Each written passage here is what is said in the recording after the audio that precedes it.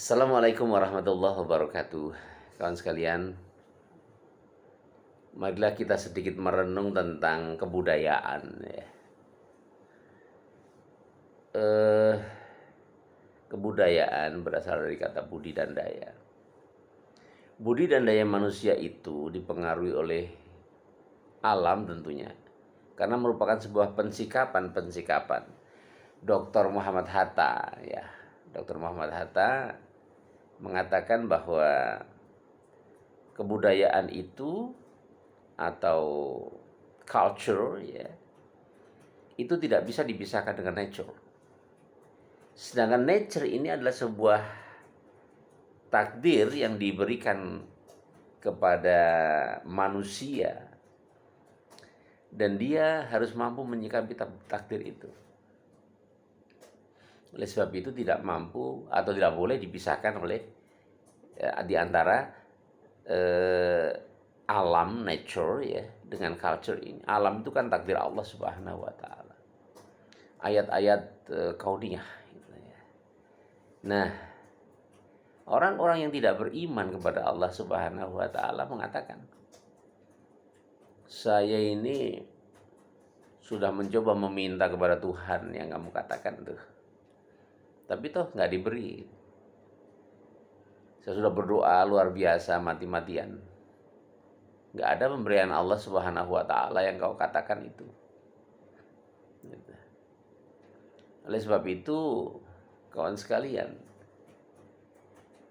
Rasulullah Shallallahu Alaihi Wasallam memberikan satu bentuk tradisi atau budaya dalam mensikapi apa saja takdir yang diberikan oleh Allah kepada kita. Betapa indahnya budaya Rasulullah Shallallahu Alaihi Wasallam ketika berbicara tentang doa. Gitu. Kalau kita mengatakan sudah berdoa beberapa kali nggak dikabulkan, apa sih Tuhan itu? Siapa sih Tuhan itu? Bagaimana sih Tuhan itu? Dan sebagainya, pertanyaan itu begitu timbul terus seperti pertanyaan orang-orang filsafat ya, atau filosof. Tapi Rasul Shallallahu Alaihi Wasallam yang beliau terkenal dengan satu gerakan yang sangat positif dalam hidupnya. Donnya itu adalah don yang positif, ya. Bukan don yang negatif. Beliau mengatakan tentang doa, ya. Ma min muslimin yad'u bida'watin laisa fiha ithmun wala qati'atur rahim illa a'tahullahu biha ihdath salatin, kata Rasulullah SAW. Seorang muslim yang dia berdoa ya dengan suatu ungkapan atau suatu doa yang di dalamnya tidak ada dosa dan juga wala qati'atur rahim dan juga tidak memutuskan silaturahim.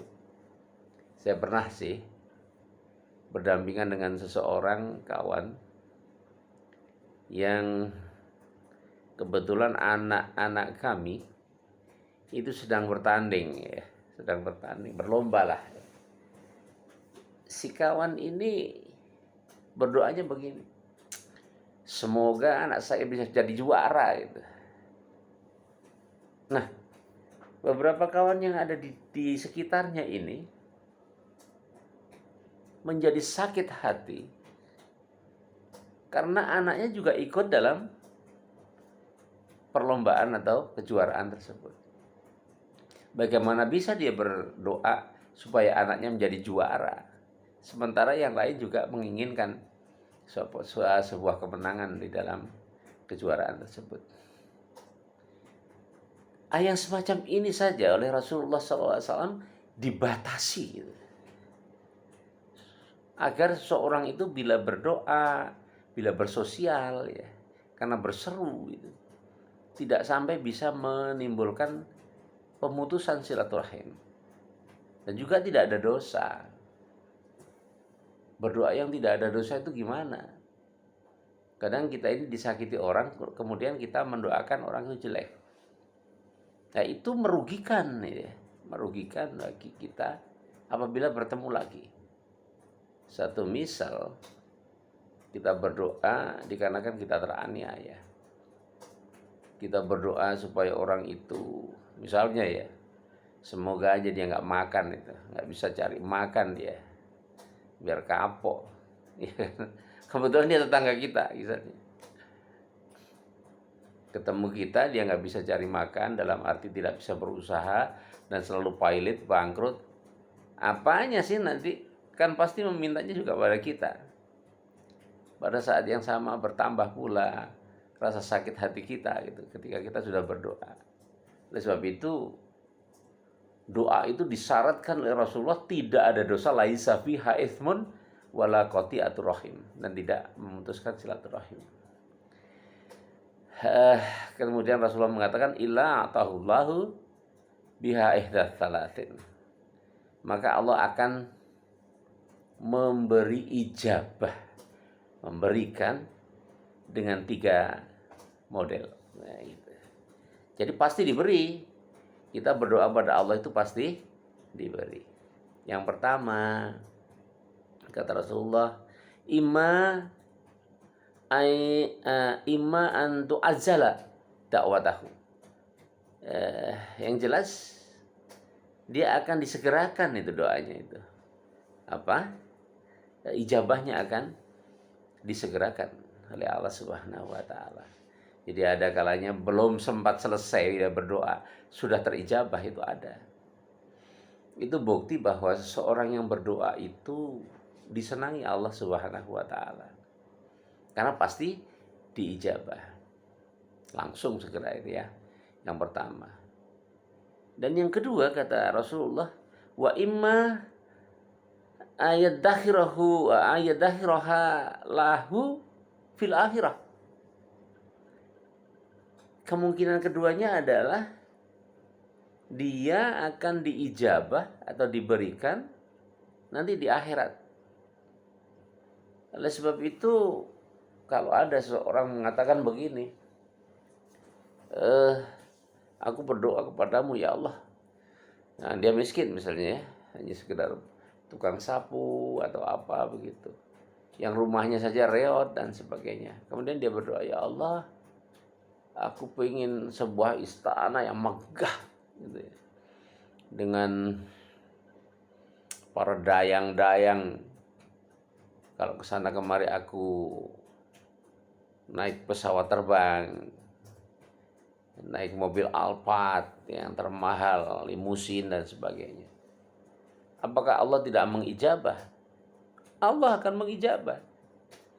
Walaupun dalam konteks yang berbeda, itu disebut tul amal, satu bentuk angan-angan yang terlalu panjang ya.